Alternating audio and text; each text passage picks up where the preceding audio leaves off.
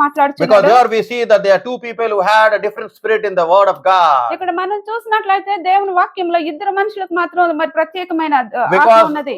one was Joshua and one was Caleb. ఒకటి కాలేబుకి, మరొకడు మరి యెహోషువకి.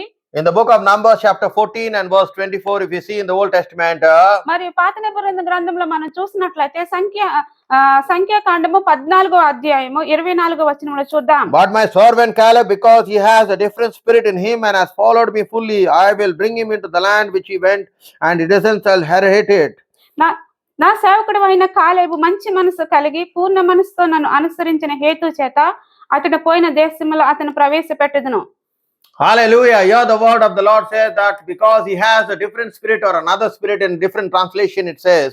మరి ఇక్కడ మనం చూసినట్లయితే అతనికి మంచి మనసు మరి ఇంకొక మరి ప్రత్యేకమైన ఆత్మ కలిగి ఉన్నట్లు మనం Because చూస్తున్నాం. God wanted to give them the land which he has promised to Abraham. మరి అబ్రహాముకి మరి ఆ వాగ్దానం చేసిన దేవుడు వారికి ఒక దేశం ఇవ్వాలని అనుకుంటున్నాడు. Because in Numbers chapter 14 and verse 8 we see there. మరి ఇక్కడ చూసినట్లయితే సంఖ్యాకాండము 14వ అధ్యాయం 8వ వచనంలో, Let's see, in the Lord delights in us, then he will bring us into the land and give it to us, the land flowing with milk and honey. ఇక్కడ దేవుని వాక్యం ఏం చెప్తుందంటే, యెహోవా మన యందు ఆనందించిన యెడల ఆ దేశంలో మనలను చేర్చి దాన్ని మనకిచ్చెను, అది పాలు తేనెలు ప్రవహించు దేశము. Because God is remembering his covenant that he made with Abraham in Genesis chapter 17 and verse 8. మరి ఇక్కడ మనం చూసినట్లు దేవుడు అబ్రహాముకి వాగ్దానం చేసినట్లు ఆదికాండం 17:8 వచనంలో దేవుడు ఆ దేశమును మీకు ఇస్తానన్నాడు.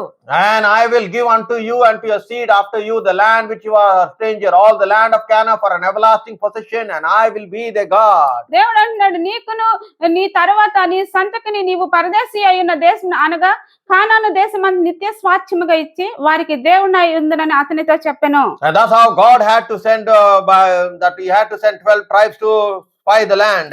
అందుకని దేవుడు మరి 12 గోత్రముల